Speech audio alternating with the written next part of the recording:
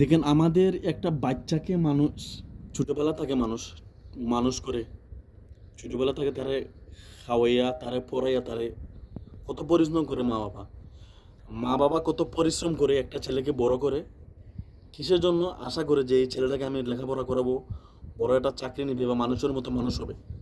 দিন শেষে দেখবেন যে একসময় সে ছেলেটা অন্য লাইনে গিয়ে সে নষ্ট হয়ে গেছে, বা তার বিয়ের পরে তার ফ্যামিলি তার বউ নিয়ে সে নিঃসঙ্গভাবে তার তার নিজের নিজের ব্যক্তিগত জীবনে, কারণ মার দিকে বাবার দিকে ফ্যামিলির কেউ দিকে পিছিয়ে ফিরে আর তাকায় না। এটা হচ্ছে বর্তমান সিচুয়েশন।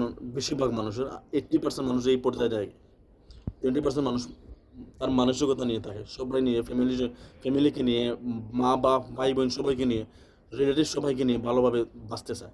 80% মানুষ বিয়ের পরে এই বউ নিয়ে তার শুধু বউ নিয়ে তার পরে থাকে সবসময়। ব্যক্তিগত মানে তার লাইফ নিয়ে, ব্যক্তিগত লাইফ নিয়ে সে তার ওয়াইফ নিয়ে চলে যায় অন্য কোনো স্বর্গে।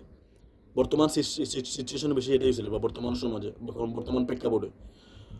কিন্তু আপনি যদি কষ্ট করে একটা ইউটিউব চ্যানেল, একটা ফেসবুক পেজ কষ্ট করে নিজে সময় দিয়ে এই দুইটা প্ল্যাটফর্ম যদি আপনি দাঁড় করতে পারেন, আপনার ছেলে মেয়ে অতটুকু আপনাকে হেল্প করবে না যতটা হেল্প করবে আপনাকে এই দুইটা প্ল্যাটফর্মে।